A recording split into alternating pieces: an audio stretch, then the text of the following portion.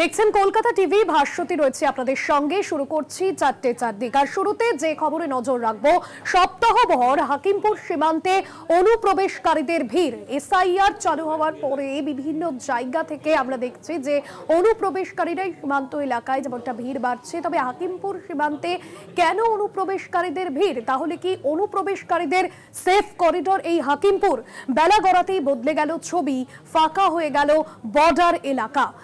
বেলা বাড়তেই সেই ছবি বদলে গেল। সকাল থেকে হাকিমপুর সীমান্তে অনুপ্রবেশকারীদের ভিড় জমেছে।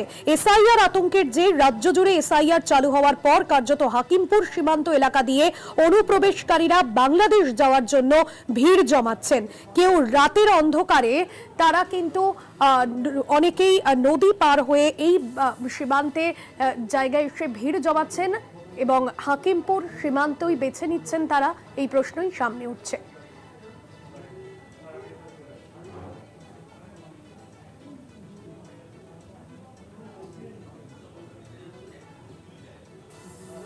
সরাসরি রয়েছেন হাকিমপুর সীমান্ত থেকে আমাদের প্রতিনিধি অরিত্র রয়েছেন আমাদের সঙ্গে। অরিত্র, এই হাকিমপুর সীমান্ত যা সেফ করিডোর বলেই মনে করা হচ্ছে অনুপ্রবেশকারীদের, তবে বেলা বাড়তে ছবি বদলাচ্ছে। এই মুহূর্তে সেখানে কি পরিস্থিতি, কি ছবি নজরে আসছে?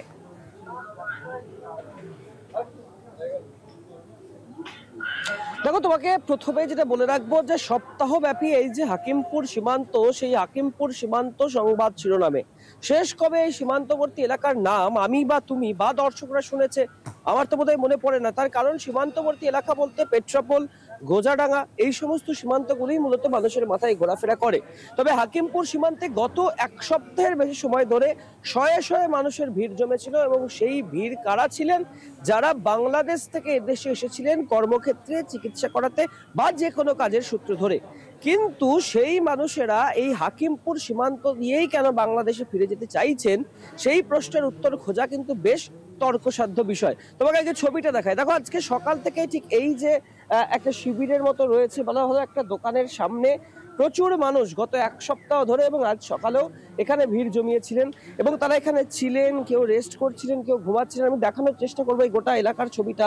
দেখতে পাচ্ছ এখনো জলের বোতল পড়ে রয়েছে, জলের বোতলের পাশাপাশি খাবার ব্যাগ, খাবার প্লেট, কেউ বা কম্বল, মাদুর যা যা রয়েছে সবকিছু এখানে কিন্তু পড়ে রয়েছে। অর্থাৎ ঘন্টা খানেক আগেও এখানে প্রচুর মানুষের ভিড় ছিল, কিন্তু সেই ভিড় গেল কোথায়?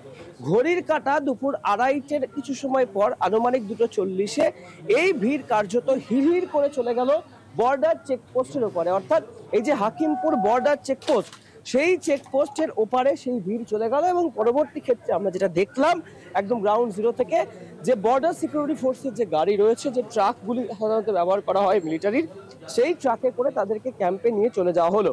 কেন নিয়ে যাওয়া হলো? কারণ তাদেরকে সেখানে শিবিরে রাখা হবে। পরবর্তী ক্ষেত্রে বাংলাদেশের যে সিকিউরিটি গার্ড রয়েছে বা নিরাপত্তা রক্ষী রয়েছে, তাদের সাথে যা যা সরকারি প্রসিডিওর আছে সেই প্রসিডিওর মেনে তাদেরকে ওপারে পৌঁছে দেওয়া হবে।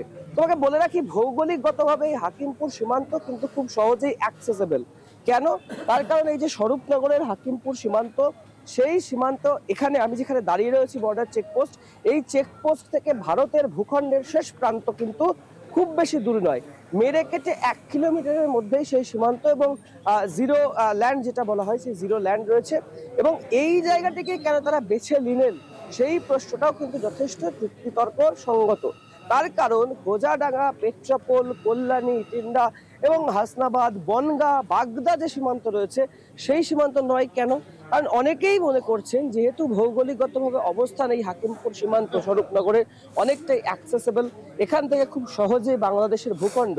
বলে রাখা ভালো, এই সীমান্তের শেষেই হচ্ছে একটি সোনাই নদী, ছোট্ট নদী।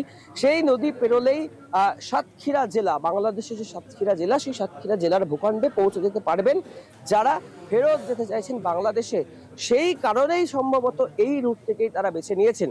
অনেকে আবার বলছেন চ্যানেল পেয়েছেন।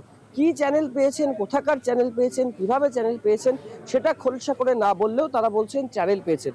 তাহলে কি কারুর মাধ্যমে তারা ফিরে যেতে চাইছেন? কোথাও কি টাকা পয়সা দিয়ে তারা ফিরে যেতে চাইছেন?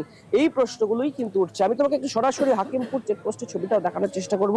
এই হচ্ছে সেই হাকিমপুর চেকপোস্ট এবং এই যে 143 ব্যাটালিয়ন বিএসএফ এর যে চেকপোস্ট রয়েছে, সেই চেকপোস্টের ঠিক ওপারটাতেই রয়েছে বিএসএফ এর যে ক্যাম্প। এবং এখান থেকে অর্থাৎ আমি যেখানে দাঁড়িয়ে রয়েছি সেখান থেকে মেরে কেটে 500 থেকে 700 মিটার পরেই কিন্তু বাংলাদেশের ভূখণ্ড, অর্থাৎ ওই যেমনটা তোমাকে বলছিলাম সাতক্ষীরা জেলা।